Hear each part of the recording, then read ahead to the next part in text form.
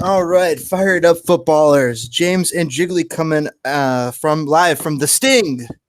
Uh, and the review, the movie The Sting, great movie. Paul Newman, Gold Cup. All right. We're here to talk Gold Cup, Mexico versus USA, and we're here to talk about Chicago Fire and Pauno out. See what's going on in the live chat. We got a couple of Twitter stuff.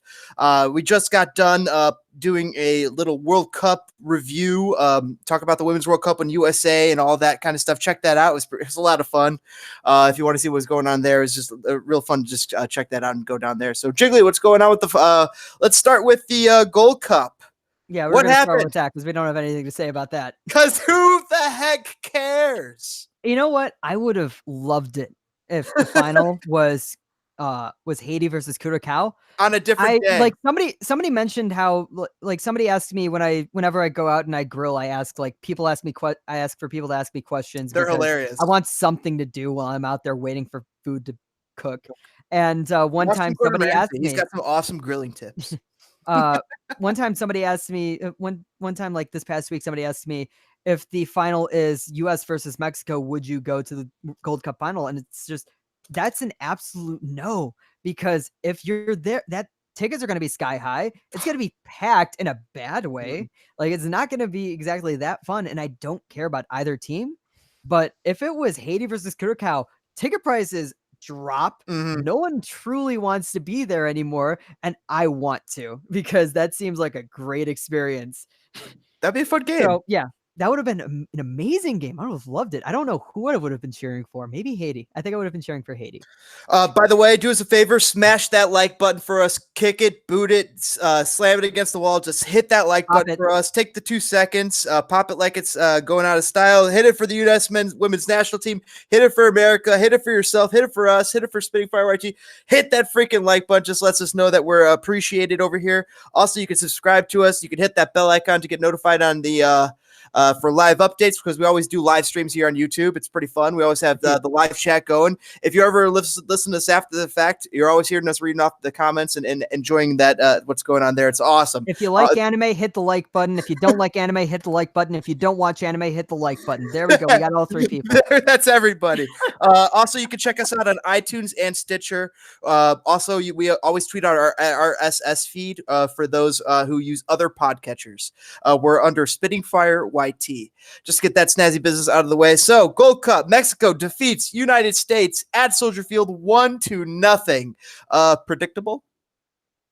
Yeah, I remember, because I was playing golf on the Xbox and watching a badminton anime series, but I was vaguely following the game on Twitter on my laptop, and I just saw there was a lot of pushing and shoving. I remember that. Ooh, I hear a bit of an echo. But I remember that, like, back in the day, that was the big thing, because the US-Mexico rivalry was actually real and big and physical. And I guess that last night was a return to that.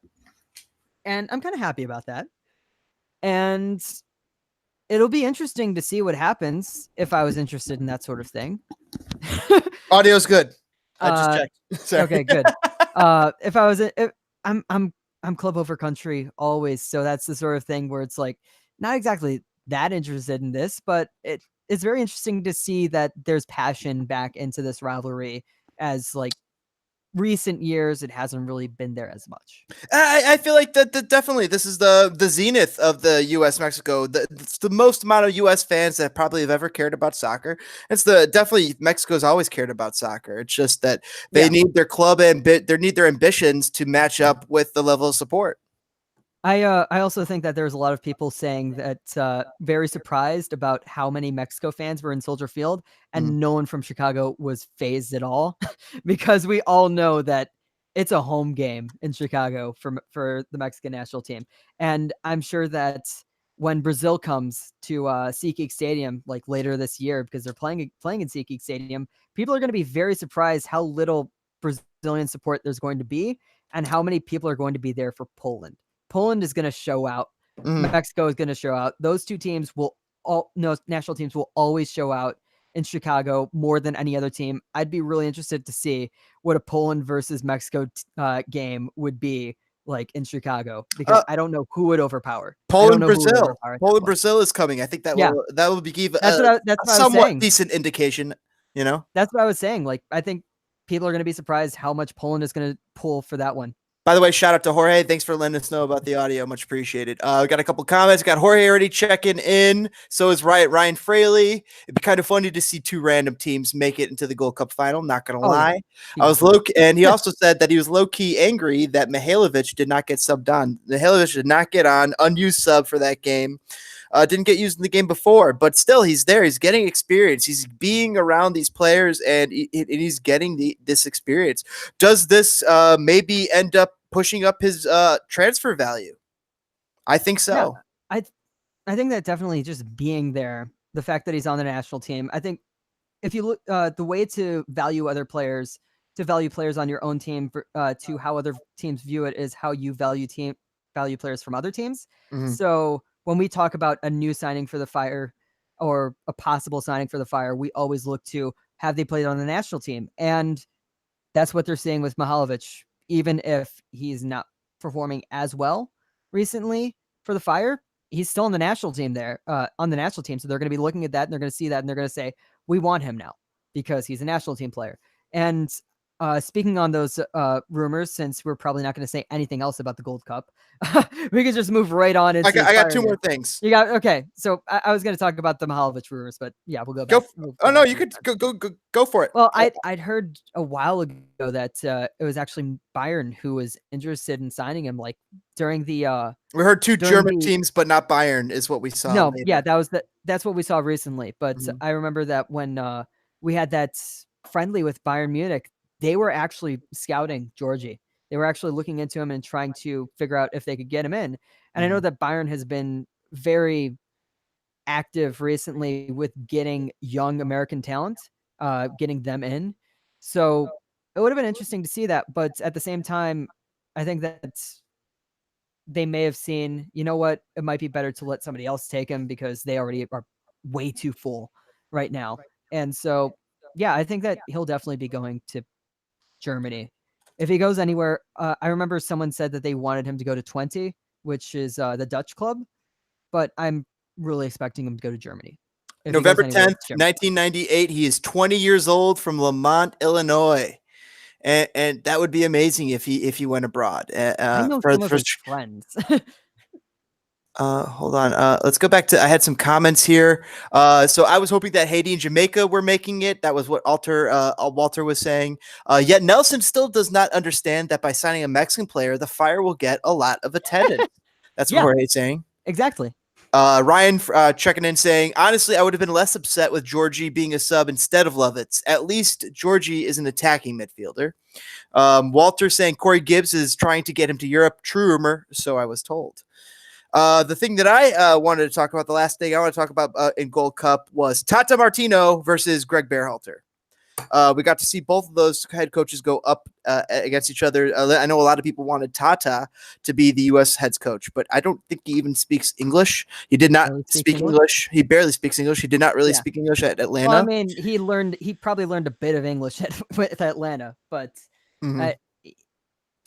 he did an amazing thing with Atlanta. He came in there. I think I don't know how much credit I can give Carlos Bocanegra for that team, because Tata Martino probably just walked in. Bocanegra was thinking, okay, we're going to try to do some things with American players. And Tata was like, no, we're going to get some designated players from Argentina. We're going to get some young designated players. And they did. And it's great. And they did great. And they're still great. Even though they lost 5-1 to the Fire, they just didn't have their full lineup out. We'll get to that, but they're great. And Tata set them on this course, and they're set for a while at the very least. Atlanta definitely is reaping the benefits of having Tata Martino run their system. Talking soccer here. Kartik Krishnaiyer had this to say, though. If you are objective, irrespective of the result tonight, I don't know how anyone can still claim that the U.S. men's national team should have hired Tata Martino instead of Gregg Berhalter. U.S. was better organized, better passages of play, less cynical, all despite having lesser quality in the squad. And that was the knock against this. I think that's the biggest thing, the biggest problem with the men's team is like, it's sort of the opposite of the women's team, if you think about it, because the women's team has such amazing player quality that it doesn't matter who's coaching that team. With the men's team, they have an amazing coach right now. They just do not have the players for it right now. And I think that we're developing players right now. We don't exactly have a continuously good system the way that, Germany or Brazil has, where it's continuously, this is a great team. They have like constantly getting good young players to fill in slowly. But we go through peaks and troughs, and right now we're in a trough. And I don't know how big our next peak is going to be, but I mean, the last time we hit a peak, it was 2002, making the I think it was either the quarterfinals or the semifinals. I think it was the quarterfinals, and like barely missing out because of a handball on the goal line. That is ridiculous, because that is the peak. That was the peak. That was that peak. That was a very high peak for like. I thought we were going to have so much more success after that. Yeah, and so it's very much that's we hit the bottom of the trough a couple of years ago by missing out on the World Cup. So it looks like we're trying to curve our way back up, and we do have some good young players who are on the way. By the way, Tata Martino is now 5-0-1 against Gregg Berhalter. I'm reading some people saying that that Martino outcoached Berhalter in the second half, made better adjustments. Yeah, I'm not saying that Berhalter is a better coach. I've seen arguments saying both ways, saying Berhalter showed some great qualities out there and doing it with the lesser side. Also, I saw issues saying, hey, maybe Berhalter's not the guy, because he might not have the amount of time needed to instill what he wants to do with these guys. I think he's had a lot of time to instill what he needs to do, what he wants to do with these guys, and he's going to get more time because, as I said, we're bringing in a whole lot of new, younger players. I don't think our next big moment for the U.S. men's national team will involve Michael Bradley or Josie Altidore. I don't think our next big moment will involve those two. It will involve someone else. Any thoughts in the chat about Tata Martino and Gregg Berhalter? I see some stuff. Jorge saying this is not about that. He would ride Djordje would ride the bench, get loaned if he ended up at Bayern. He would be better off at Bayer Leverkusen. Not only would he get some playing time there, he'd be participate in the Europa League too. Jorge saying Tata Martino speaks very little English, which we mentioned. Ryan also talking about Djordje, saying not to mention Djordje has upside, which is more than I could say regarding Altidore and Bradley, who have seen better days. Absolutely, that's exactly who I was mentioning. Yeah, because they got to be gone. It's not that they have to be gone. They're going to still be there as leaders. They should be gone. In terms of like, oh, you still want to have these leadership players. So in friendlies, we're going to have them at least in the camp. We're going to have them in camps. But the next big, as I said, the next big moment for the men's national team, they will not be involved. Ryan saying, in the long run, I don't know if Berhalter's the guy to facilitate this transition. I'm not saying he's some MLS shill puppet. I don't think he is. I just wonder if he has the skill set to move us forward. That was Ryan. He's been one of the better coaches in MLS, and it's a lot about the same way that people were talking about Tata Martino and why he was so good in MLS is because he instilled a very specific system with his team, and you don't see that with a lot of MLS coaches. You see that with people like Tata, who instilled playing out of the back with that fluid offense. You see that in Gregg Berhalter, as we saw, and you also see that in Peter Vermes, who has the strictest structured defense in all of MLS. Speaking of Peter Vermes, I wonder if he is currently regretting not making the jump to the U.S. men's national team coach, because I believe he probably, if he wanted the gig, he would have gotten it over Berhalter if he wanted to. I think that they did go to him, and he basically said, what's your plan? You guys don't have a plan? Okay, well, get out of here. Yeah. But right now, he's languishing with Sporting Kansas City after all these injuries. Well, yeah. I wonder if he's looking at that, and I wonder if he's regretting that decision right now. Is what I'm wondering. I think he might be having fun with it. Who knows? Like the fact that he's got like all of this stuff to work with, he might be having fun. And do you think he's got a bit more of a longer leash and security, being the quality coach that he is down in Sporting Kansas City, and that they truly appreciate what he offers and they trust him? I think that's going to wrap up our Gold Cup conversation. I'm going to see if there's any final chats. Nope, that's it. Boom. All right. Nipped in the bud, Gold Cup. See you later. Let's move on to Chicago Fire. Pauno out. Chicago Fire He was up and supposed to get. down. My cat told me. Yeah. That's What's that's cat's name? What's Kitty's name? Midnight. Midnight. Midnight said what? Midnight said that's basically Nelson gave Pauno 3 games to get 6 points, and his replacement was going to be Tab Ramos. Mm-hmm. And I don't know what's going on right now. Then if that he had the 3 games, he didn't get 6 points, and I'm starting to fear that what actually happened is that a 5-1 win against an Atlanta team that was punting the game away is going to save his job. Oh, I saw really Marty tweet that out. Yeah, and I don't. I think Bobo and Midnight share the same share the same sources in the terms of just like it looks like that's what's happening. That's what it looks like. I don't know if there's any extra movement that's been happening. I know that he doesn't really have the locker room anymore. He hasn't really had the locker room in about a year. I mean, that 5-1 result does beg differently, though. I mean, like, yeah, that's not a team that's, if they quit on him, that was the game to quit on him, and he would have been gone. Instead, they not only did they not quit on him, they put an emphatic statement win. Yeah, and so that's what's so confusing. That I know, it's just really weird for me because that would have been the game to quit on him, but I think that they saw an opportunity to be like, we've been losing so much, let's just try to feel good for once. I think that you can make that argument where they could have quit on him, but they saw like, oh, we can just crush this team and no one will care. Sweet. And they did that. And then second half, they just didn't do anything. Will Don Walsh ever be on this? Time to be fair and balanced, boys. No, he will never be on this show. Why would Ramos take this job? I don't know. That's a good question. Well, actually, so here's the thing. Pauno is not Nelson Rodriguez's soccer soulmate, no matter what he told you back in the beginning. And I think I've talked about this many times here. Tab Ramos was his original choice. And the reason why Tab Ramos wasn't picked and why Tab Ramos didn't come here was because he was in consideration for the national team job. He was in consideration at that time. So he was thinking, well, I better just stick around where I am and hope that I get that. Interesting.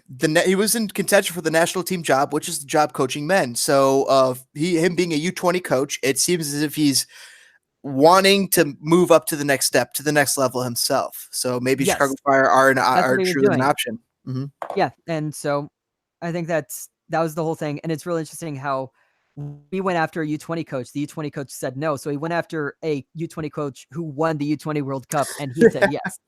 Yeah. So it's weird. I've heard good things about Pauno with the way that he sees the game, but I've also heard a lot of bad things about the way that he runs things. And we've seen a lot of bad things. And we've especially seen, I think that we always put so much pressure on Pauno and the way that he runs things and Nelson that we'd never talk about how the goalkeeper situation may not have been started by Pauno himself. It was started by Alexander Saric. Yeah, but who employs Alexander Saric and did not get rid of Alexander Saric and got rid of goalkeeper after goalkeeper after goalkeeper instead of goalkeeper coach and Alexander Saric. So, I mean, that's Pauno. By the way, I see Fogat saying, I stand with Soccer Eagle. OG enemies of the Fire. Definitely, we enjoy the Soccer Eagle people. We hope to have 1, 2, or possibly 3 of the people. The Soccer Eagle people like me. And I don't know how I feel about it, but sometimes they're great. I know who they are. I know fun to talk to sometimes. Well, I know who a few of them are, and they're good people. They're absolutely good people. I've talked to them. Sometimes they get a little. I've been on their podcast. Well, every once in a while, there's like a whoa. Yeah, that's where it's just. But other than that, they're freaking great. I think they're awesome. And in fact, we need people who are calling out Paunovic and posting the records and that's why I will read these tweets because who else is going to freaking put the fire, the proverbial bick to the foot of Nelson and just. Feel that fire, man. It's really hard. It's really hard to do that with the way that things are in the front office right now, because it doesn't really seem like anybody wants to move about anything. Hashtag justice for Ousted. Yeah, justice for Ousted. We need that. And yeah, that's another big thing with this because Kronholm, I still haven't rewatched the game yet. I need to rewatch the game. I'm going to do No, it you don't. tomorrow. No, you don't. I need No, you to don't. because I need to talk about it, and so I can specifically see Kronholm No, you don't. mess this one up. No. God, Saturday was so disappointing for me. Like I went to the Red Stars game, and God, that was just a very disappointing time. Just my battery was running out trying to figure out what was going on with the Fire. Go back to the other day though that you got to see. I think you got to see a Giolito White Sox win, and then you got to go later see the Fire trounce. Yeah, no, that was Atlanta. like Wednesday. Wednesday was wonderful. I got to It was see a great Dylan day. Cease, Dylan Cease's first start, which that first inning was hilarious. Cease, that's what it was, not Giolito. Yeah, nice. Yeah, it was Dylan Cease, and and then I got home, watched a lot of anime, felt good about it. Then went out to the Fire game, and I saw the Fire win 5-1. Awesome. So it's just like that was a good day. And then Saturday, I thought, no, this was going to be a good day. We've got a very weakened SportingKC team that the Fire are going up against, and the Red Stars are going up against the worst team in the history of women's soccer right now, Sky Blue FC, and both teams lost. Well, let's listen to Herculez Gomez's reaction to the Chicago Fire's performance on Saturday. I didn't know this was the thing. Let's listen to this. SportingKC is going to take advantage of, or are they? No, they're getting each other's way. And then, okay, we're going to clear. No, we're not. You got time again. Good. Hold on. Circus time. I mean, circus time. Just the whole sequence. Clear it, man. Oh no. All right, let's say. SportingKC is going to take advantage of, or are they? No, they're getting each other's way. And then, okay, we're going to clear. No, we're not. You got time again. Goodness me.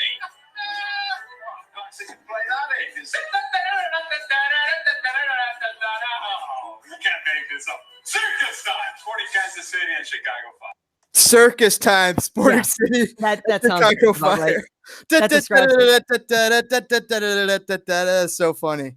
As I said, I haven't seen the game, but I know exactly what he's talking about with just SportingKC does not have their best players out there, so they're not comfortable with each other. And the Fire have their best players out there, but they're somehow not comfortable with each other because we just don't know what to do with ourselves. It was a comedy of errors on that. Let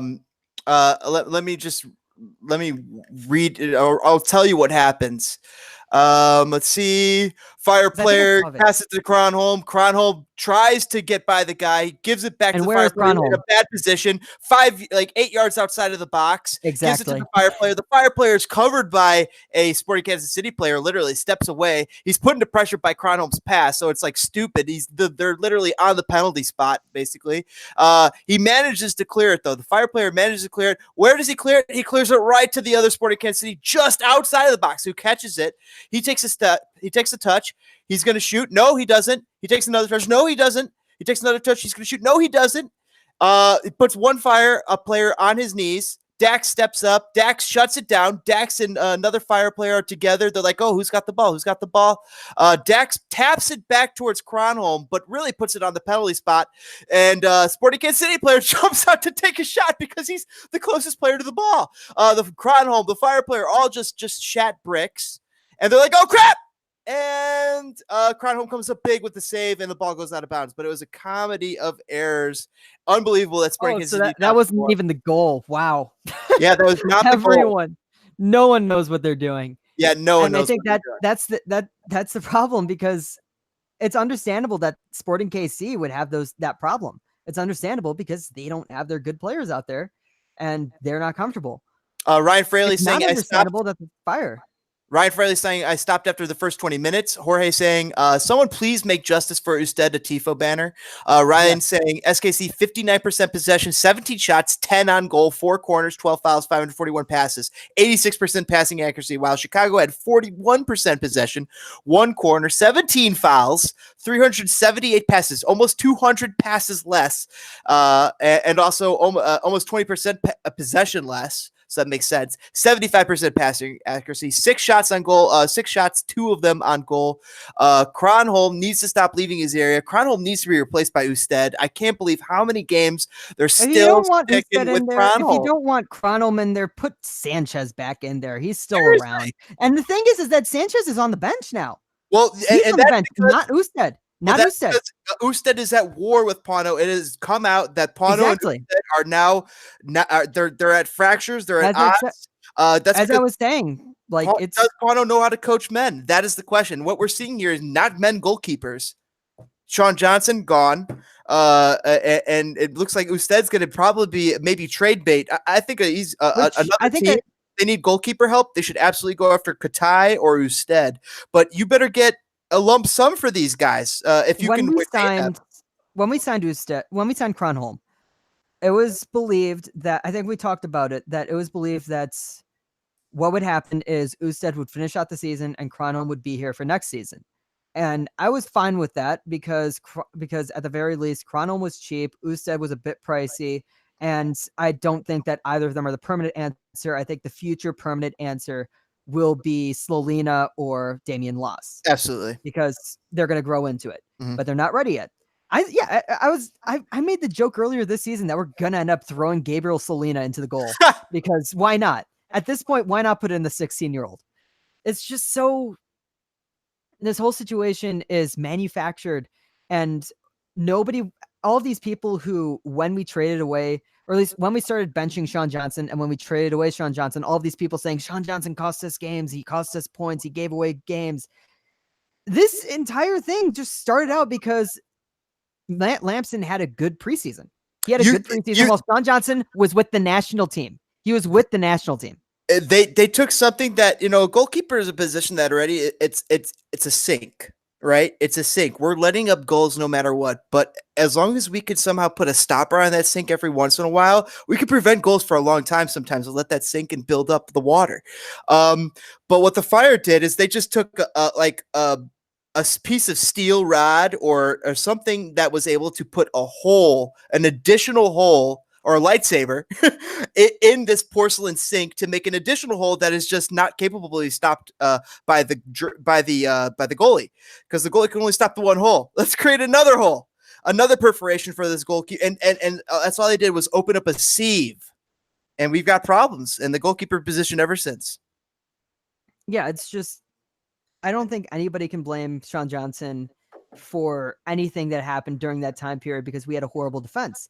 And then we finally put in a good defense, and we got rid of Sean Johnson. That ruined everything. I recently was in a thing where I don't know if it's come out yet, but with MLS Multiplex, I recently did someone asked, like, which player would your team want who's in MLS right now? Which player would you want? And all these people are like, oh, I want Zlatan, I want Carlos Vela. And meanwhile, I'm like, I want Sean Johnson back. I just want Sean Johnson back. And it's just like that's another thing that's, I think that was a combination of all three of them doing something wrong with Nelson, Pauno, and Sarich. Sarich says that Sean Johnson wasn't good. Pauno believed him that Sean Johnson wasn't good. And Nelson just didn't want anybody who wasn't there before him. So it's just this whole big mess. We ruined that. We didn't even get a good deal on it because we traded him to Atlanta, and Atlanta got more for him from New York. So it was even worse than that. And so it's just, I just want Sean Johnson back. What about Bill Hamid is a better goalkeeper, but I want Sean Johnson. If I could choose any goalkeeper in MLS right now, I would probably want Sean Johnson back. What about Orestes Karnezis? He's a Greek goalkeeper. I see a comment here in our chat saying the Fire need a good Greek player. And so I just did a quick little Google thing. I see we got Orestes Karnezis. He's 32-year-old, plays for Napoli. And he's on some cheap wages. Go get him. Got a 24-year-old Odysseus Vlachodimos. He's 24-year-old. He'll probably be harder to get. He plays for Benfica. He's probably got some potential. There's a couple of Greek goalkeepers for you. Another one for you. What Vasilio about James Vlahakis? Yeah, Andreas Giannitis. What about bringing in another Greek goalkeeper I know, James Vlahakis? James Vlahakis? Socrates Diodudis. See if Vlahakis has made this. No, he's listed as a 20 compared to no, Vlahakis he's stand up. He's awesome. But I really think that I wonder what we would appear in. We don't need if get a foreign FIFA, goalkeeper. If Vlahakis was a goalkeeper in FIFA, I wonder what his overall rating. I wonder what my rating would probably be very similar. Like we probably. I remember I did 20. ratings for people, and I remember when I had when I was in an intramural soccer team, and I created our team in FIFA, and I gave us all ratings, but I also did it in a specific leveling way versus what a good team would be. But anyway, I think that, well, first of all, we mentioned this in the podcast that we did earlier today about how America always has better goalkeepers. Awesome. America has always had good goalkeepers. We just need to get a good American goalkeeper. We don't need to look around the world. Jorge Bava was a bust, and he took up an international slot. Oh my Kenny God. Kronholm, at the very least, he's a dual national. True. And at the very least, Ousted has a green card. But man, we don't need to look elsewhere. We look elsewhere for skill positions because we can't get good skilled American players. We can get American goalkeepers. We can get good American goalkeepers. You should be able to. You should be able to. It to be easy enough, but we don't do it. And when we had one, we tossed him away. Mm-hmm. And then Ousted, not American, I believe he's a Dane, but still quality goalkeeper. But he has the green card. He has a green card, so he's fine. That's ridiculous. Then you should be fine. He's just over. He just costs more, but that's because he's a good goalkeeper. Put a good defense with him, he's gonna be a good goal. He's at least a solid goalkeeper. I think he's the best goalkeeper on the fire right now. He's the best goalkeeper on the fire right now. I think. And it's the thing about Fire fans that I've seen all the time. I think I mentioned this when Ousted had his first few games, and everyone was saying he's great, and I was just saying you're gonna hate him after a few games. Because that's just what you do at this point. That's what Fire fans do at this point. They go in there, they have a few great games, and you say, wow, this guy's amazing. He should be the one who's starting. And then he has one bad game, and everyone's like, no, you're gone. I think Kronholm, I don't know if Kronholm had his few good games. I think he had one good game, maybe? Maybe one. Okay, he didn't even have his one good game. But it's just he came in and everybody said he's our new starting goalkeeper because nobody wanted Ousted anymore. Let me catch up with the chat real quick. Yes. Let me catch up with the chat real quick. Ryan Fraley saying Kronholm needs to be out of this club. I think I read that. Jorge saying at least Sanchez has some good moments. He had some good moments. So I think Kronholm's had some good moments. But we can go through the list. Had a lot of good moments consistently, and also we can go through the list of the goalkeepers that we've had since Sean Johnson. We can go through the list. I have. We can point out they had. We can point out they had a good first few games. Matt Lampson had a good preseason that year. Right, really saying Sanchez no, who came in and played pretty well. We had Richard Sanchez who came in and played pretty decently when Lampson played terribly. We had Jorge Bava who had a good preseason that year, I think. And no, he did not. He was a freaking cone, dude. He was a cone. Preseason he did well. Cone? That means you just placed it. There's nothing there. He was a brick wall, but the size and the shape and the movement of a cone, which means he couldn't move. Yeah, that's Jorge Bava. Let me catch up on a lot of these comments here, though. We flew by some. Yeah. Helios Demetrios saying the Fire need a good Greek player. That's why I started reading off those Greek players. Sean John was good. Socrates, 30 years old, I believe. Or maybe it's Socrates, but it's Socrates is the real guy. But it might be Socrates is the way this guy wants it spelled because he's got Sokratis. Sean John was good. How are you going to trade away a U.S. men's national team keeper and got fleeced on the deal too? Got fleeced, and then Atlanta's like, wow. just traded him for way more because they know a deal when they know how to make deals. Fogad saying a Greek god. Jorge saying Demetrios, put Klopas back on the pitch. Klopas, that'd be fun. I don't know if he's a better coach though than Pauno, or I don't even think Klopas is the interim answer to replace Pauno. No, Klopas was good when he was still the coach of the Fire. He was good then. So you do think he would? I don't think he wants to be coach anymore. I don't think he wants to be the coach of this. He wants to be the coach of this team, but he would be a good person to bring down. I think he would if he had to be. He would if he had to be. I don't think any former Fire player wants to deal with Houtman anymore, and I don't think any former Fire player wants to deal with Nelson. I'm surprised that I think that Klopas is still, at the very least, an announcer because he loves Chicago that much, that he will stay for that. And Sega still works in Chicago with FC United because he loves Chicago that much, because he'll stay for that. Can I tell you a rumor I heard in the Greek press? Says Helios Dimitrios. Pauno will be out of jobs and Frank Klopas will take over. Yes, that's the thing. Jorge saying, please let this be true. Helios saying, yes.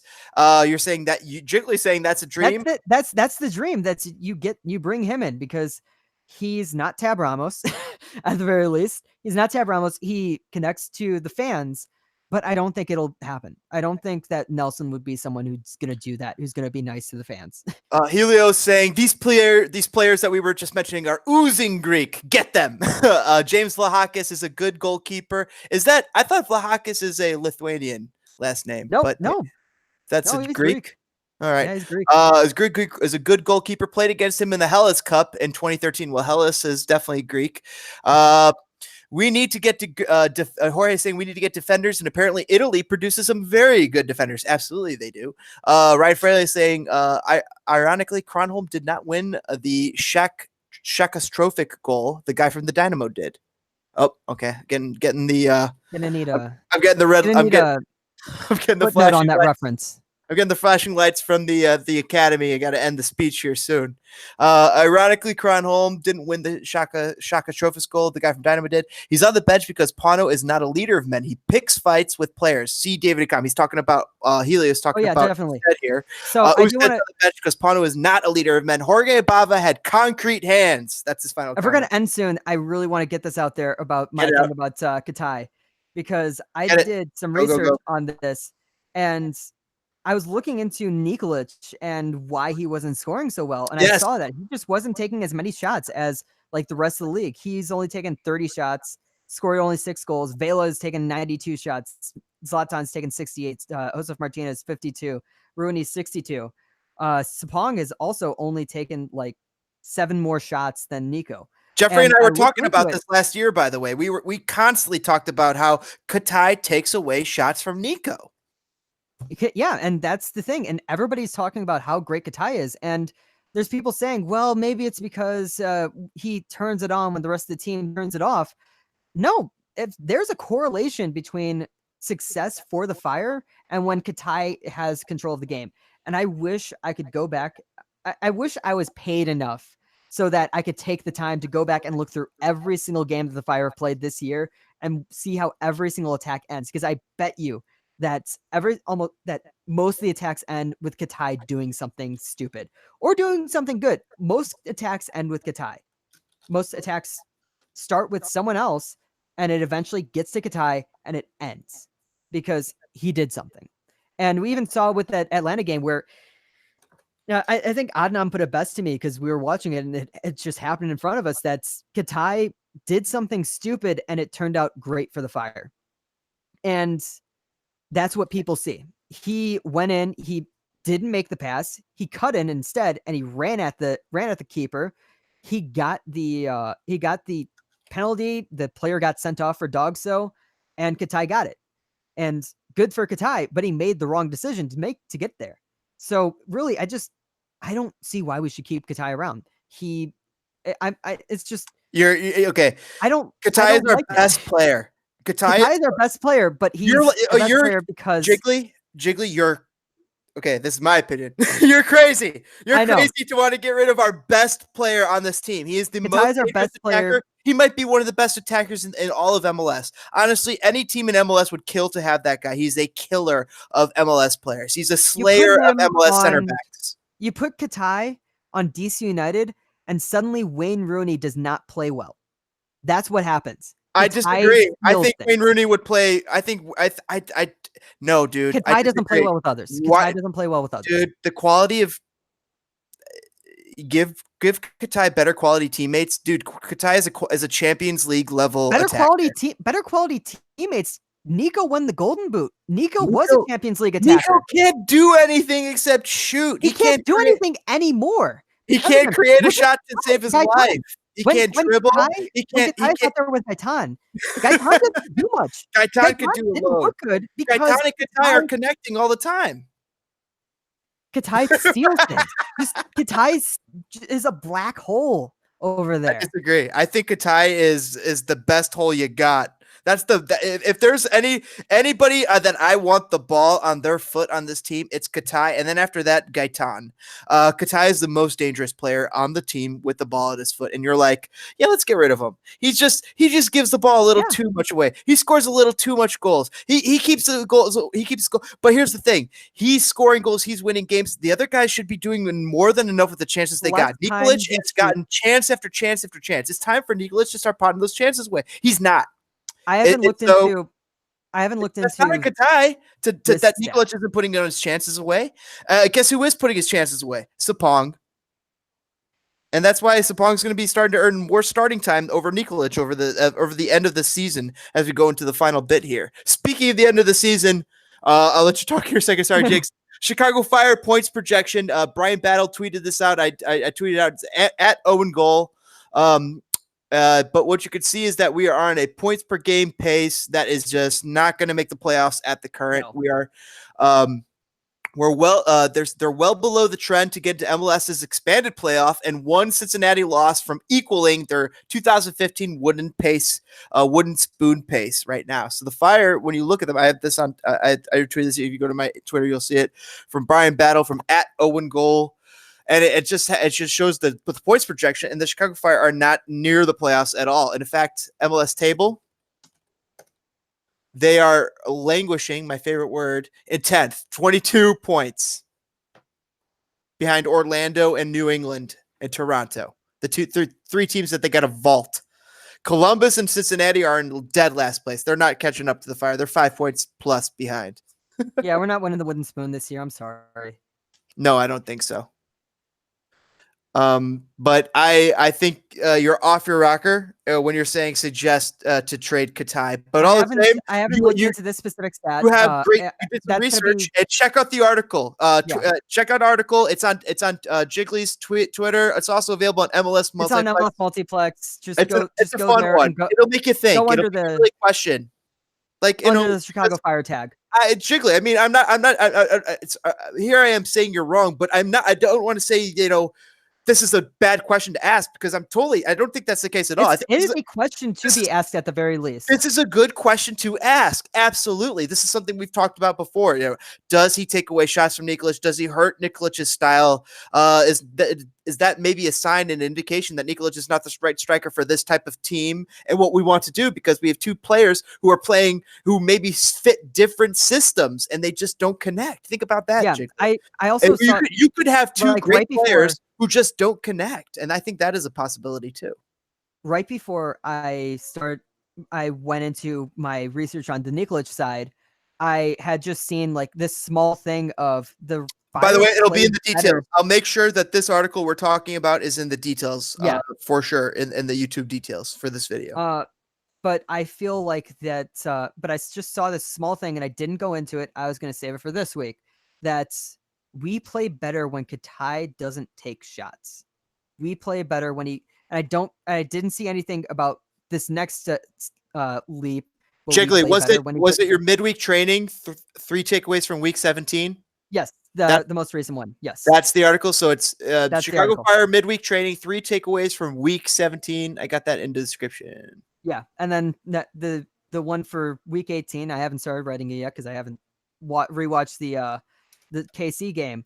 But I am going to do some research on this. But I think that I might be onto something with Katai just taking these over, and I'm going to be looking into how we play overall when he takes less touches, how we play overall when he takes less shots, and just see what happens with that, because I really do think that there's something to it, because it's just, he's the one person, and especially I don't think there's anything to it. Dude, I'm just thinking back to earlier this season. There was a game that he missed. There was a game that Katai missed due to injury, and we played really well. This team's bad. Talk to people who play for Toronto. Talk to players and fans who watch Toronto, because Katai is like Giovinco in that he's a volume shooter. I think he takes less shots than Giovinco, and Giovinco was so wasteful with his shots. Giovinco was like, oh, can I see bit of the goal, I'll shoot. Katai at least is like, maybe I'll pass. No, he likes to I gotta dribble. He shoot. doesn't shoot. He loves to dribble. I think Yeah, that's the thing. more disciplined than He dribbles Giovinco. more than he shoots. I think Katai is quality, and I think you're picking on him just because. Guess what? He is the most dangerous person on the ball, and that's why he gets the ball a lot. So that's why maybe he's getting a lot of undue attention and he's more focus about the times that he does miss because he's been put in a position to fail the most. And if there's a player on this team I want to put in a position to fail the most, it is absolutely 1,000% either Alexander Katai or Bastian Schweinsteiger because I have so much faith in their ability to make the right decision or to make the dangerous play or the dangerous pass. Both of those guys, Schweinsteiger and Katai. We'll find out. Yeah, that'll be fun. Check it out. I got at least got it tweeted out, I got the link in the description here. We'll move on from that. What do you guys think let's take a look at the chat and see what they have to think. Jorge saying, Akam used to provide good service to Nikolic, which helped him score back then, but he's a totally different player than Katai. He's just got more so pace. Katai is just like, I don't have pace, but I can go I'm Patrick Kane on the soccer field. I can go to the left or the right at any pace I want, and you're going to respect me because I can just spring past you and create a goal out of nothing. If you fall asleep on me for a second. Patrick Kane. The problem is that Nico is supposed to be Patrick Kane, and Nico is not. No. Nikolic is not even close to Patrick Kane. Nikolic is Patrick Sharp. He's a sharpshooter. Yeah, he's a sharpshooter. He's a sharpshooter. You put him on the edge of the box, you should be able to feed him and get him a goal. But he's a positional sharpshooter inside of the box. Outside of the box, he's not as good. He's a great defender, but his touch on the ball sometimes is poor. His first pass and his second pass are very poor, tend to be. And he does not offer a lot. He got on offense. There's a couple of aspects at the striker position that he is very much lacking in, but there's a couple of spots like the goal scoring aspect that he's very good at. So that's why he is out there, and that's why he's so successful at what he does. What formation is the Fire playing for most of the season? I don't really know. I can't even tell anymore. I can't even tell anymore. That was Ryan. Jorge saying, I mean, Katai is a great attacker, but at the same time, he's almost too selfish for the most part. I disagree. Yeah. There's far more. You guys don't watch enough soccer if you think that Katai is selfish. There are way more selfish players out there in the world. Turkish League, English League, La Liga. There are way more players that don't trust their players around there. Katai does. He's had a developing trust on this players. The reason why he didn't make you guys need to watch more soccer. Watch more soccer. And you'll see how great this guy is. Katai is one of the best soccer players in Chicago for a long time. I distinctly remember the scouting report when he came in from La Liga is that the people who watched him in La Liga said that the reason why they didn't want him anymore is because he was too selfish. So, and you see that selfish streak. I absolutely agree. You see that selfish streak in him. You see that willingness and that want to hold on to the ball, to take on one guy, two guys. But I also don't see Neymar, where he's like, after the fifth guy, he's like, oh, I could take this guy on too. So I don't see Neymar, but I see Katai. I think Katai is an awesome, fun player, and there's not many people like him. And he's got the skill set to do what he wants to do out there and to be successful in MLS and to be one of the most dangerous players in MLS. Bring back Cheryl McDonald from Busan I Park. Straight baller, says Fogads. Jorge said, Big Mac. Sergio McDonald. Jorge saying, I know Katai is more of a winger. If we keep him, he could almost play as a lone striker. He has the advantage of creating his own chances and going for goal. I feel Katai steals Nico's thunder to some extent. Yes, there is some idea of Katai stealing Nico's thunder to some extent, because what happens when Katai enters the box from the corner, Nico's the one who's like, I'm at the top of the box. I'm at the perfect spot looking for the pass. Katai's the guy who's like, no, I'm going to put a curl on net. So if you guys have to think at the start, these guys don't match up in the same system. They don't. Oh, sound went out again on Jiggly's end. Let me make sure that is just that. Yes, Jiggly is just you. Let's try and reset you like we did before. Let's see what we can do. Try and reset Jiggly. Hopefully this does it. Anything? Unplug your thing too. Try that. Still nothing. As Jiggly tries to get going here. Any luck? Sorry for the technical difficulties, boys and girls. So back to Katai. I'll keep talking until Jiggly can get this going. I'll hear you start talking. Once you do, keep trying to reset your feed. Katai absolutely does steal Nico's thunder. He's taking those shots that would normally go to. Think about it this way: 10 times Katai is entering the box from the corner. 8 times or 7 times Katai is shooting that. If Katai was a different type of player where he was 5 times shooting that, 4 times shooting that, that would mesh more well with what Nikolic wants to do. But Katai is not that player. Katai is the guy who wants to shoot 7 or 8 out of those 10 times because guess what? He's put himself in the position to do that. There are players out there that don't necessarily put them in the position to be able to take those shots, but do put them in the position to set up the other team. The Tobin Heaths. Tobin Heath she's just like Arjun Robb, just wants to take him on and set up the goal. That's all Tobin Heath wants to do. She wants to take you on, take you out of the play, set up the goal. And are you there, Jigs? Dang it. Nelson sabotaged my mic again. It's freaking great. Jiggly, maybe jump out. I don't even know what to do. Keep trying to reset your stuff. It's weird. This is really weird. I'm going to play with your audio and see what you can do.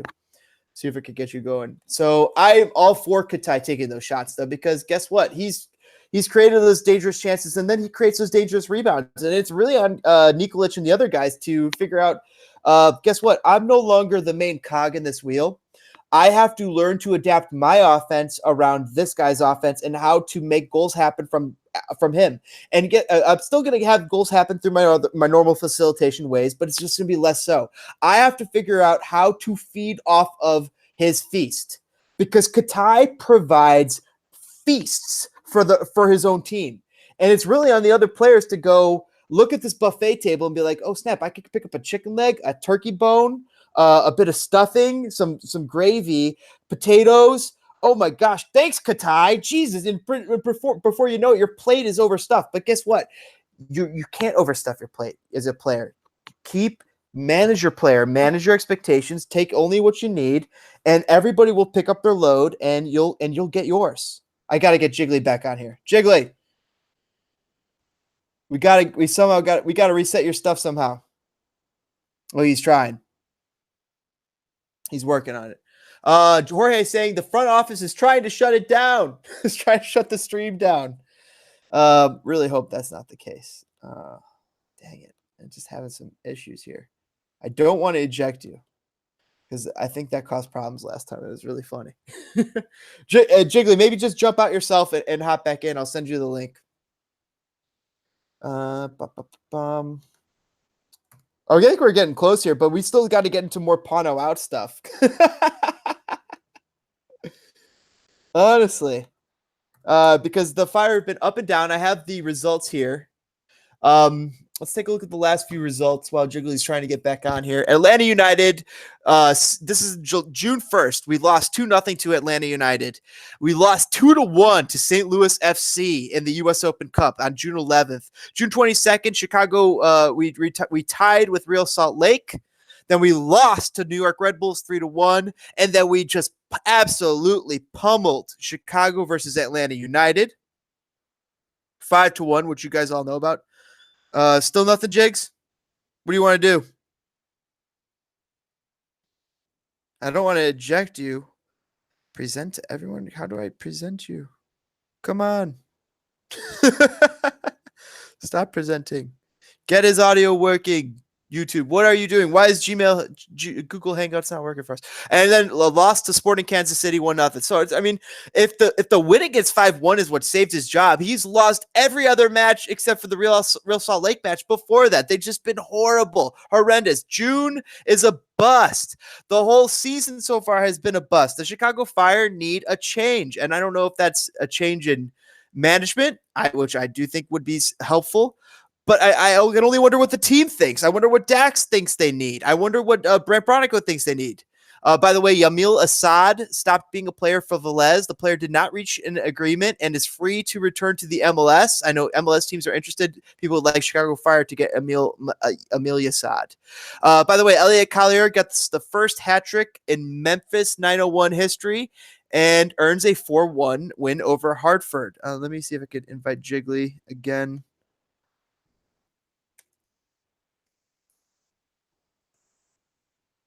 Just a second there, folks. Apologize. Thank you for dealing with us. Apologize for the technical difficulties. Trying. Boom. Set it here. And there's that. Hopefully he can get back in and it'll work for him. Let's keep tearing through it. So Elliot Collier gets a hat trick. That's very interesting. I believe he's still on loan from the Chicago Fire. Seth Sinovic. Oh, let's get this. This looks like some good audio here.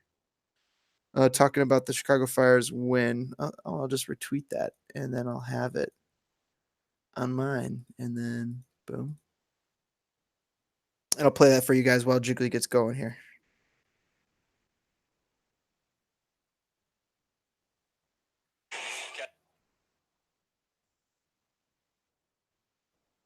Get a huge 3 points today. We talk about results and performances. You finally get the result here, but tell me about the performance from you guys here tonight. Yeah, I thought it was solid from start to finish. Really only opportunities they got were pretty limited, and it was because of us turning over the ball in bad spots. So, I thought the back line was good. I thought the pressure up top was good. I thought the midfield controlled the game. All around a good performance. We probably should have had like 3 or 4 goals, but it wasn't from lack of trying. Hit the post. All over the goal, just didn't go in. No, it was a great result. Sounds like you want to give it a team credit for this clean sheet that you guys got tonight. 3 clean sheets now with this back line. You, Matt, Boti, and Graham. Are you guys starting to gel a little bit between the 4 of you think? Yeah, I think so. But like you said, it's a team effort with the defensive side of the ball. I mean, everything starts with the pressure up top, and I thought that was great. And I thought our midfield was good at pressuring and very balanced in the way they pressured, and that makes it predictable for us in the back. So all around a good performance, I thought. And what does it say for you from this team, a tough midweek result here at home where you guys, a lot of you have said you played pretty well in the first half and it just didn't go your way, able to bounce back so quickly just a couple days later? Yeah, I think we got punished for our mistakes last week, turning the ball over in bad spots. I think we were a little bit more clinical on the ball. Still had some turnovers, but we kept ourselves fairly balanced when we did lose the ball. So in the big plays when we needed them, Tim had a couple big saves, punching it out there at the end. So like I said, all-around team effort. It was a good win, and hopefully we can take some momentum from this game. Thanks, guys. That was Seth Sinovic or Seth Sinovic on Sporting Kansas City's win over the Chicago Fire. And then I got another piece of audio for you from the game. This is yes, Jiggly's back. Money bags. All right. We got Yohan Croizet on his goal in Sporting Kansas City's win over Chicago Fire. Let's see what he had to say about the win over Chicago. Result here for you guys. First, take me through your goal in the first half. What did you see as you had that one-on-one situation with the goalkeeper? Yeah, it was a really good ball from Felipe. So I saw the goalkeeper really higher on this line. So yeah, I tried to shoot on his opposite side, and it's 1-0. So it's good for me, and it was good for the team. What does it mean that the team is able to bounce back from that tough result against LAFC on Wednesday and just a couple days later come out here and get this win, all 3 points? Yeah, for sure. Everybody knows Wednesday was a bad game for everybody, but when you see the first 25-30 minutes on Wednesday, it was a good half for everybody. So, of course, we lost the game, but now we have another game on next Sunday.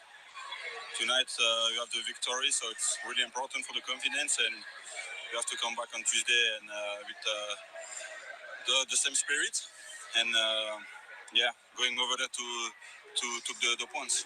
Thanks, Yohan. Thank you. Get that guy an IV, water, and an orange slice. I don't know if he knew what was going on there. That was Croizet. Jiggly, good to have back. Where did we lose you? I don't even remember at this point. I thought I was done. Yeah, good. We were just talking about... I unplugged everything and was lying back and watching you take over. So I took out my phone. Elliot Collier with a hat trick, by the way.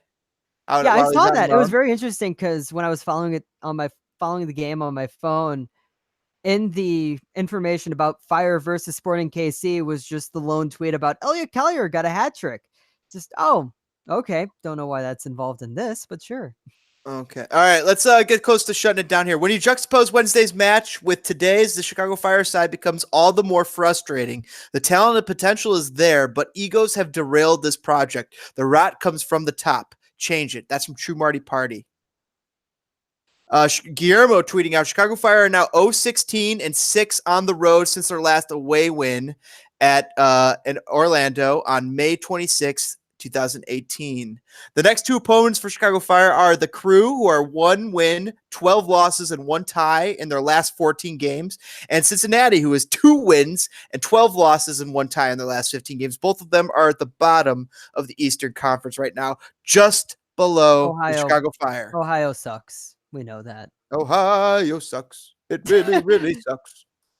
I'm pretty sure we're going to win. We're going to at least win against Cincinnati. If we don't win against, I've talked to Adnan about this a couple of times, and we don't know. I don't know if he's coming back to games if we lose against Cincinnati. I think he's just going to be done, and I'm going to have to take up all the extra work and God, I'm going to go from 3 articles a week to 5. At Multiplex, too, I'm sure. Yeah, 5 of them. But it's just, if we can't win against them, it just doesn't matter. I think I said a couple weeks ago, just forfeit the rest of the season. It doesn't matter at this point. That's horrible. We're not. But if you do lose these 2 matches, I don't even think we're mathematically out of the playoffs yet. We can still make the playoffs, but no, we can't. If you do lose these 2 matches against Columbus, and even if you tie one of them, guess what? Yes. You're out. It should have been out already. Pauno should have been out and gone already. We should have already had Tab Ramos or whoever the heck, anybody else. Frank Klopas, the kit man.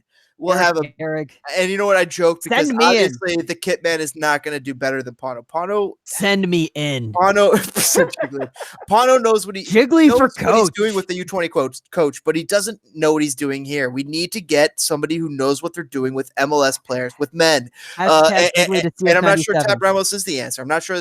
Obviously, Paunovic is not the answer. By the way, from @Hefe Crandall, Jeff Crandall, just occurred to me that so many Chicago connections on the U.S. men's national team Gold Cup squad: Djordje Mihailovic, who's current Chicago Fire, Sean Johnson, Michael Bradley, Tim Ream, Tyler Miller, Jonathan Lewis, and Reggie Cannon. Reggie Cannon was born in Chicago. And then Josh Wolf, who is an assistant coach, and I think he's also Josh Wolf. He's going to be the new coach of Austin. I just saw that. Mm-hmm. I've said this, I think, multiple times. That was the next thing I was going to say. Yeah, and multiple times in past podcasts that no one who is previously involved with the Fire wants to be here. And it starts with Houtman, and it is especially with Nelson, because Nelson does not like any sort of history from this club. I mean, I don't understand why. I'm learning things that might explain why, but they still don't explain them. He just doesn't like anybody who was here before him. He doesn't like history, and it's very concerning that he's still here.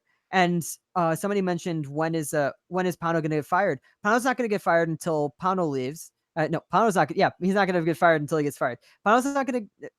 Let's start from the way bottom here. Sarge is not going to leave. Kronholm is not going to stop starting in goal until Sarge leaves. Sarge is not going to leave until Pauno gets fired. Pauno's not going to get fired until Nelson gets fired, and Nelson's not going to get fired until Houtman's gone. I disagree. Not being gone until he gets bought out. No, I disagree. Nelson, in order to save his job, will have to cut bait with Paunovic at some point. It's all riding on his next coach, next coaching hire, and if he doesn't choose successfully there, Nelson's probably gone. I don't think Nelson is feeling any pressure from Houtman right now. He doesn't feel any pressure whatsoever. The dude's from Jersey. Yeah. No, not. I don't mean it like that. I mean it like he's just not feeling any pressure right now because he's not going to get any pressure put on him by Houtman at this point. That's just the way it is now. By the way, Gaetan and Sapong make the MLS Team of the Week bench. That's from Guillermo. Follow Guillermo on Twitter. Absolutely great follow. He writes for The Athletic. Subscribe to The Athletic for that. Also, fantastic stuff. I wonder how many of those attending the Gold Cup final at Soldier Field right now knows the Chicago Fire exists. That's from Josh D. Manning. Hot Ham saying, the best perspective I got was from some Sox lady who was at the Reggie's rooftop on her crosstown postgame. She hadn't realized that USA-Mexico was the happening thing at Soldier Field that night. Thought it was, quote unquote, another one of those minor league soccer games they do sometimes. Quote. Yeah. Yikes. The sad state of Chicago MLS. My If I favorite, was MLS, I'd just give the Chicago Fire the Chivas USA to LFC reboot playbook. He's saying it right there. We don't need it. That's what's happening. That's already happening. Yeah, we don't need it, but that's what Nelson wants. That's what Hellman seems to want. He doesn't want that as Mansueto. Hot Ham saying, yep, first step is to move Nelson Rodriguez out. That's what Chivas USA did. This is the second club he's failed, maybe the third. Nelson was sent into Chivas to set it up to get rid of. But I'm thinking there was one tweet from Sandra who she's a great follow. I probably should have mentioned her in the podcast. Sandra 100, she's a good follow. Sandra Herrera. She's amazing. She writes about the Red Stars and the women's national team, but she mentioned how she retweeted something about the amount of Mexican supporters in the about the amount of people who are at Soldier Field for the game, and she just said, do any of them care about MLS? No. Ask how many care about the MLS. And I think that is an incredibly important thing to think about, where they don't, because we don't have anybody who activates that market. We had Blanco at some point, and we were good at that point. They care about Liga MX. They care about La Liga. They probably care about EFL, English Premier League, more. Yeah. They probably care about the Bundesliga more. Yeah. I know people who care about the Japanese league more than MLS. By the way, Monday morning, Chicago Fire update. This is from the Soccer Eagle. Great follow at the Soccer Eagle. Rocking that 1.1 points per game under the red line. We got that tweeted out there. It's just the Fire are just really underperforming with the squad. And at the beginning of the year, Paunovic himself said, hey, give me the horses and I'll be able to make hay with those. And he has not made any hay whatsoever. He is struggling.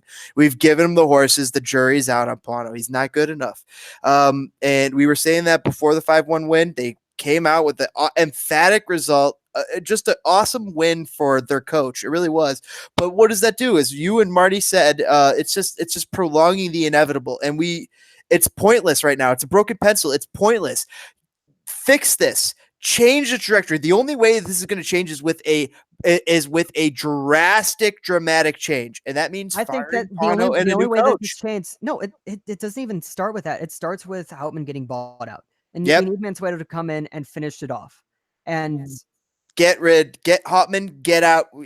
Go worry about other stuff you got to worry about, because you don't have the know-how. No one likes you. You don't work. You don't work with the Fire. You're a bad luck charm. It's just not working. It's really mean to say this, but no one likes you. I feel like I'm this bully kid or something like that, being like, no one likes you, go away. But it's just. Woo! Oh, you have your talking soccer shirt. I switched out of my Japan jersey to my Spider-Gwen t-shirt because the Fire don't even deserve me to wear their jersey on this stream anymore at this point. Like, it's just this team does not represent who this team has always been. There's no passion, no honor. The players who are out there, they're fine. And I have nothing against players. I never have anything against players. I love the players. We love the players. Front office people. Yeah, Brent Bronico's a great guy. You know who's my favorite player right now? Dax freaking McCarty, dude. The dude is captain. Yeah, Dad is the best. He is the freaking best. He is the Dad needs to score a goal. Oh my God, just watching him last game, his heart was on the field. His heart is always on the field. That is who you want leading your team. We need these guys to start following. We need a coach that backs him up. And I will support Dad. If you elect me as coach of the Chicago Fire, I will support Dad. Nelson Rodriguez is going to make I thought this was a little funny tweet. All the Gold Cup players are taking the plane back from home, and Djordje is just taking the CTA bus, probably Chicago Fire. Now I'm going to give you a straight fact. Nelson Rodriguez probably made him ride a divvy bike instead. Well, I mean, he lives out in the suburban area, so he'd probably take a BNSF. I think, Nelson probably had a had a weekend pass for him. Jiggly, That's cheap enough. Jiggly, tweet out, mention all your articles real quick. Let's start shutting this down. Everybody in the live chat, it's time to shut it down. We'll leave out your last thoughts and we'll read them off here. Let us know what you guys think. Smash that like button, subscribe for more, hit the bell icon. Check us out on iTunes and on Stitcher. If you don't have the ability to check us out on YouTube, we're available on iTunes and Stitcher for so you could just download us and you don't have to use your Wi-Fi or your internet and all that kind of stuff. Also, we have an RSS feed for different podcatchers. So Jiggly, kind of final thoughts and tell us your articles real quick. I want to be Savannah McCaskill when I grow up, and that's about it. Why do you want to be Savannah McCaskill? She's the best. Dude, why do you want to be a girl? Here's the thing. Okay, let me give you this real straight here, because when you look at a lineup of women's soccer players and you see Savannah McCaskill there, she gives me hope. Okay, I'm gonna look up Savannah McCaskill. What does she give you hope about? You can look unathletic and be a great soccer player. Okay, like, there's so many. That's what that's that's what I get out of it, because she is so good, and she doesn't have like she doesn't look the traditional standard of this is a great women's soccer player. But she's a stud of a soccer player. Yeah, you look at Alex Morgan. Oh yeah, she's definitely a great soccer player. Doesn't look anything like Sam Kerr. Pino is definitely a standout soccer player. Savannah McCaskill, she's great. Mm-hmm. And I show pictures of her just to prove how much I know about women's soccer. That's great. I'm way too honest right now about this. No, dude, whatever. But also, like, we're talking really soccer. We're talking soccer. It's the I best. gotta get all of these. Yeah. So make sure you check out Jiggly on MLS Multiplex. I always tweet out his stuff, and you could take a look. Just take a look at his. If you click his name, you'll be able to see his latest articles. I think he's just been prolific as heck lately. He's just pumping out the stuff, and honestly, there've been some killer articles. He's had killer articles on the Fire. This latest killer article on the U.S. Women's National Team. Honestly, that was a good one. That's a good think piece, and I really like where you're going with it. Even though I'm like totally at odds with you, I'm like, come on, America! But it's so fun. And you know me, so I like that. I'm hoping to get a few interviews soon. There will be some. I have two different levels of interviews that I want to do. There are some that I want to do for multiplex only, but there are definitely some people that I want to bring on to this show. Sure. Christina Murillo. If you're watching right now, you're probably not. If you watch later, I don't know. But I know you follow me on Twitter, and I know you're there, and I am going to ask you if you could come onto this show, because I would really love to talk about, because she works with Fire Juniors. And let's go. That'd be awesome. I really want to talk about that. In Chicago. We talk youth soccer. Yeah, we would love to talk youth soccer, Illinois and Chicago. That'd be awesome. That's a great one. Any others? Yeah, I'm looking into talking. Bringing onto the podcast. Yeah, that's the difficult part, because I want to talk to Yuki Nagasato, but I don't know if we can bring it onto the podcast. Yuki would be so fun. Would be interesting to bring onto the podcast, but I don't know. I don't know if I'd be able to get all of this stuff to work out. But at the very least, I want to get interviews with them. I want to get interviews with Sega about the situations going on, and also about FC United and his work within Chicago. I want to talk to God, if we can get CJ Brown. If we get CJ, I'm still Lavelle might be able to hook us up. Lavelle again. I'm actually going to try to get my own interview with with Lavelle. I put all of my three main links for recent articles, because I don't think we've talked about my biggest article recently, which was the How to Fix the Fire article. No, let's get that. No, we did talk about that briefly, but absolutely. These, I mean, dude, I said, talked about it briefly because it's the sort of thing that I mentioned really all the time about this stuff. So it's just, I care a lot about the Fire, and I know, and there's some of you who may have seen, like, just last night when I was talking about Fan the Flames, Jiggly. Fan the Flames. You may have seen last night. No, this has nothing to do with that, but I grew up with the Fire, and those of you last night who follow me may have seen the picture of me, like, baby Jiggly with the big bass drum hanging out with the Polish Ultras in my Fire jersey. Like, I grew up with the Fire. I've been around this team all my life. And so it's very important to me to try to make sure that we talk about this team in the right way, and that this team can grow and be the best that it can be. Heck yeah. And it's not even just about finding the glory days. It's about getting back to that point and getting better than that. We're trying to sprinkle some fertilizer on this crop and let it grow. And so that's just what I enjoy doing with my writing. I know and then the same thing with the Red Stars, even though, I didn't completely grow up with the Red Stars. The Red Stars showed up in 2009. I was about 10 years old at that point, but it's very much, I loved that team and I still do. It's just, I really love talking about Chicago soccer. Please, someone give me a job to talk about Chicago soccer, or give me the coaching job for the Fire, because I can do that. No, you can't. No, you can't. But it'd be fun though. It'd be fun to try. And honestly, I always thought about the implications of a story. Oh, they hired a YouTuber, blogger to be the coach. To be coach. I'm waiting for the moment that happens. I'm waiting for the moment that happens. It's like Big Little League. You know what? Come talk to Jiggly and I. We'll be the first tandem YouTube coach in history. I'll bring Jeffrey on as well, and actually we'll have a legit coach in our staff. I have an F coaching license. Excuse me, but I have an F coaching license, and the guy who officially was the head coach of Sky Blue FC on Saturday had a D license. So I'm pretty sure I'm qualified enough to coach. You're not, but F license. It takes about an hour. It takes about an hour and like $50. Jiggly, what was the last level you played soccer? The last level I played was intramural in high school. Oh, there you I'm not a player. I'm a coach. I'm an analyst at the very least. Yeah, that's the thing. Sometimes, at the very least, I mean, that is true. There are people who are outside of soccer who may not have played, but are still very knowledgeable all the same. Let's tear through these comments and we'll shut it down because my fiance is yelling at me saying, "Shut it down." It's probably time. She's right. Yes, shut it down. No, me. Oh yeah, but you're right about that too. Jorge saying, "I seriously don't get why Pauno hasn't been fired yet. Why won't Nelson let him go?" Also saying, "I seriously have trouble believing the players trust Pauno as their coach. Jury's out. We aren't for sure." Ryan saying that, "Can I make fun of FC Cincinnati on this chat?" Yes. You can. Absolutely. We love banter.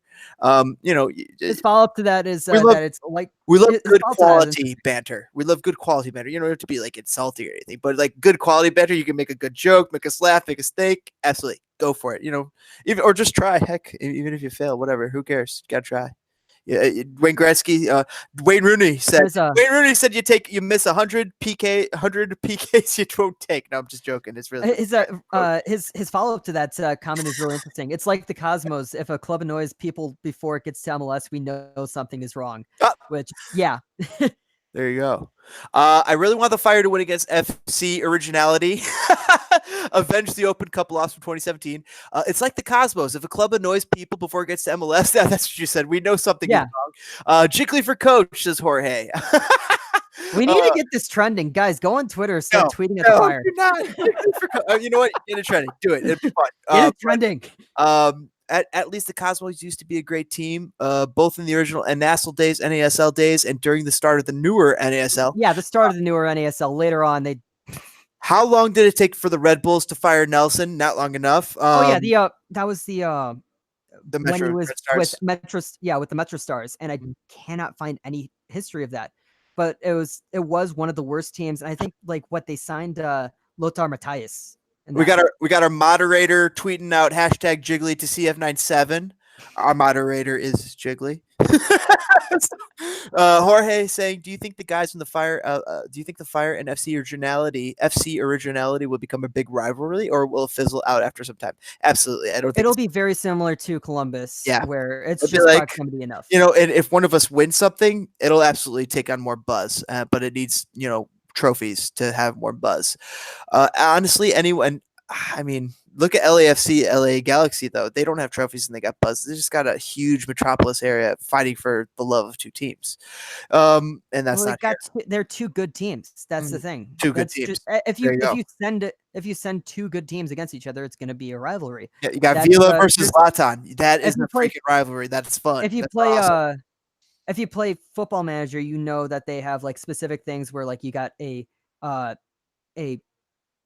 rivalry based on just where you are in the world. So Stockport County can have a rivalry with Manchester City just because they're next to them, but they don't have any historical rivalry. That's the other one, historical rivalry, and that's something that the Fire have with New England Revolution. It's a historical rivalry. We've always had it with them, And then there's also the rivalry based on how they play against each other.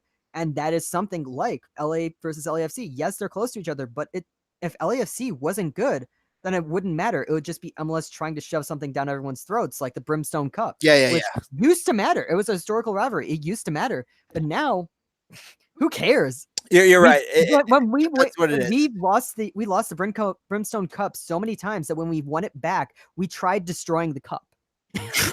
Yeah, and if it doesn't matter at that point, that's what it was. Because, I mean, look at the Chicago Blackhawks and the Detroit Red Wings back in the day. That used to be the biggest rivalry. At a certain point, the Red Wings kind of dropped off as a rivalry. Also, they were removed to a different league or to the different division. So that changed everything. And then St. Louis really they were like the little brother. It's funny because the Blackhawks always felt like the little brother of Detroit because Detroit was always stacking wins and stacking cups. And then we started stacking cups, and then we kind of faded with Detroit. And now all of a sudden, St. Louis became like the little brother. And now here we go. St. Louis adding their very first cup. So props to St. Louis Blues for doing that. Wow, we're slipped into hockey and the Blackhawks. Let's talk about women's hockey now. Go for it. Let's start cinching this up. So final comments here, or kind of final. As I said, I think we had final comments, and I derailed it instantly by saying, I want to be Savannah McCaskill when I grow up. Usually, I always say go Red Stars, but that's my new thing. I want to be Savannah McCaskill. Go US women's hockey, go US women's soccer, and all that. Go Hillary Knight. I love her. That first game with LAFC and LA Galaxy and Zlatan generated so much buzz compared to anything MLS normally generates. Zlatan's opening shot in MLS was a 50-yard worldie. Yes, it was. Yeah. It was I remember that because we're still waiting for Bastian Schweinsteiger's worldie. Where is Bastian Schweinsteiger's world? I thought we were going to see it in that 5-1 game. Because there was a moment there where he took a step, he took a shot, he took a look, and I was like, oh, here it is. He launched it, and it was a field goal. Sam Kerr hasn't even been able to do it. If you saw that, did I mention that? No, I didn't mention this here. I was talking to Adnan about it, but Sam Kerr had a moment to get like a worldie from like the midfield line, like. Kopmeyer was way off her line for some reason, and Kerr stole the ball, and it sailed over, and Kopmeyer barely got to it, kept the ball out of the goal, and just fell down. Whoa, Jiggly. NWSL was in our last podcast. Whatever. I'm just kidding. NWHL. We're going to do another podcast tonight. It's going to be about the NWHL. We're going to talk about women's hockey. I got some opinions about the Connecticut Whalers. Whoa, the Whalers! I love the Hartford Whalers. That's a great. Well, they've got the Connecticut Whalers in there. They need to bring a team to Chicago. We gotta shut this down. All right, everybody. Thank you so much for joining us. Everybody in the chat, thank you for joining us. Everybody who was here for the first hour when we were talking women's soccer. Thank you for joining us for the second hour. We're talking MLS, we're talking Gold Cup, and we're talking all this fun business. Everybody in the live chat, thank you as always for joining us. Everybody's listening to us after the fact. Thank you so much for listening. As always, we greatly appreciate it. Like, subscribe, share, retweet us. Always appreciate a retweet to help spread the fire. Really, that's how we fan the flames. Call in your radio people, talk to them, send them texts. Guess what? Hanley and Haw, they'll respond to texts. I've talked to them about soccer before multiple times. Fred Huebner still needs friends. So, Fred Huebner still needs fire buddies. Call in, send him text on Saturdays and Sundays. He's always down. Hopefully we'll have him on the show in the future. We've got a couple other hopefully super guests lined up in the future. We're always working on that. And if you guys are like players or big time people listening to After Effect, DM me at Spitting Fire or CF97, whatever I am. You should know where to find me. I'm the one who's always tweeting out these videos, but we'd love to have you. Dax McCarty. It would be awesome to get Dax on. He was talking on recently on Salazar's on Salazar's and another person's podcast. It was awesome. Gosh, the BS podcast. We need some big dad energy from Dax. That'd be so fun. Benny Fallheiber, that's who it was. And they also have Echo Para on their podcast. Really cool one. I highly recommend it. So smash that like button. Share us. Awesome result for the Women's National Cup. Awesome weekend from an independent standpoint and all that in America. Go America. Go US. Of course, we lost to Mexico. Yeah, that's what I was about to say. It's not completely. Yeah, we'll take the World Cup. That's a little bit more important to me than the Gold Cup that you and I were like, who cares? I know. We didn't. The World Cup, that's what really mattered. Yeah. Jiggly, thank you for joining, as always. Thanks for hopping on. Check out Jiggly's work, as always. He's a writer for MLS Multiplex. And I also do music. Also, check out his music. He's got some good fun stuff. Follow him at Jiggly _333. Yes. And yeah, I think that is a bit it for our business. What is my? Oh, I'm at Fire Engine 97. That's who I am on Twitter, at Fire Engine 97. Spitting Fire YT is us. Follow us, like, subscribe, all that good business. Thanks everybody for joining us. We'll see you guys later. Is that it, Jigs? Yeah. All right, that's it. All right, go Red Stars, go Fire, go U.S. Women's National Team, go America. We'll see you guys later. All right, thanks, guys. Have a great one. And here we go.